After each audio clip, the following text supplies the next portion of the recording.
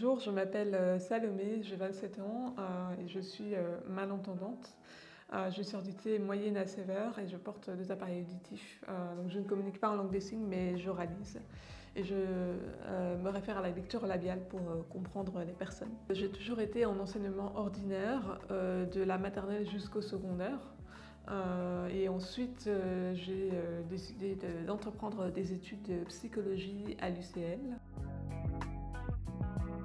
Les plus courantes et plus évidentes, c'était lié au fait de pouvoir suivre les cours, parce que parfois les professeurs parlent un petit peu rapidement ou bien se tournent souvent vers le tableau ou alors il n'y a plus de place à l'avant de l'auditoire. Mais au-delà de ça, le plus complexe pour moi, c'était d'avoir des notes complètes.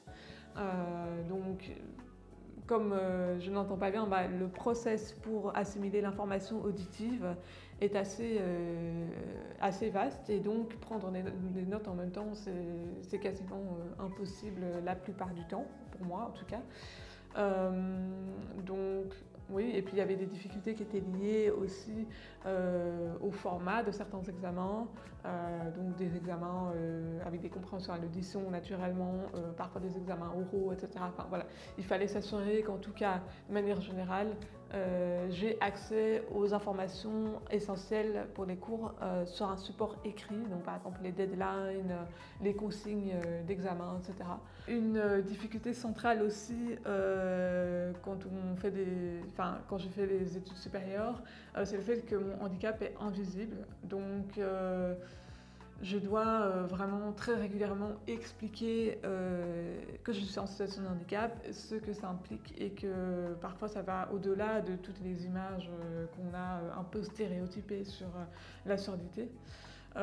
Et donc ça, évidemment, ça peut enfreindre l'accès à certains aménagements si on ne prend pas à chaque fois le temps d'expliquer aux enseignants ce qui est nécessaire et pourquoi c'est nécessaire. Et donc c'est quand même assez énergivore parfois. Dans le cadre de mon accompagnement pédagogique, je pouvais aller chez mon référent ou ma référente pour lui poser des questions parfois sur les cours, mais aussi de manière, pour des questions logistiques. Et donc ça, c'est quand même assez essentiel. Et ensuite, je pouvais leur demander de faire des appels à preneurs de notes sur les forums de cours, pour que des personnes bénévoles puissent partager leurs notes ou des parties de notes si elles souhaitent, ce qui me permettait de compléter mon propre support écrit. Et ensuite, il y a aussi une série d'aménagements qui sont mis en place pendant les examens. Donc là, on va parfois réadapter des examens dont le format n'est pas idéal, comme par exemple lorsqu'il y a une compréhension à l'audition ou parfois des examens oraux, ce genre de choses. Je dirais que de manière globale et générale, il y a surtout de la compréhension, du soutien, et puis il y a aussi beaucoup de surprises. Donc les personnes sont un petit peu intriguées parce que quand on est sourd ou malentendant, parfois ça ne se voit pas du tout. Et donc on a vraiment un handicap invisible et puis parfois de l'incompréhension, beaucoup plus rarement, et une certaine forme de méfiance, je dirais, parce que le cadre des études supérieures implique quand même assez souvent, en tout cas la première année, une certaine forme de compétition. Donc il y a de la méfiance, parfois de la part d'autres étudiants à qui je pourrais demander s'ils acceptent de partager leurs notes et voilà, qui ne sont pas trop sûrs de vouloir les partager parce qu'ils ne savent pas trop dans quelle mesure j'en ai vraiment besoin.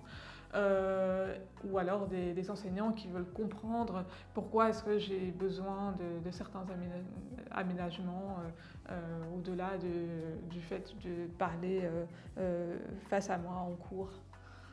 Voilà. Il faudrait que la mise en application des aménagements lorsque c'est porté par les enseignantes et enseignants relève davantage de l'ordre du légal que de l'ordre de la bonne volonté, donc que ça soit quand même bien régulé pour être sûr qu'on ait bien respecté tous les aménagements. Tout d'abord, je vais donner un conseil très bateau qui est de croire en soi. Donc si vous êtes arrivé jusqu'ici, c'est que vous pouvez réussir vos études supérieures. Et puis le second qui pour moi est très important, c'est d'oser s'affirmer, d'oser demander des aménagements, d'oser dire quand ils n'ont pas été respectés. Et de pouvoir voilà, parler ouvertement de ce qui ne va pas en termes d'inclusion dans l'enseignement supérieur et de pouvoir faire en sorte finalement d'améliorer la situation aussi quand on dit ce qui ne va pas.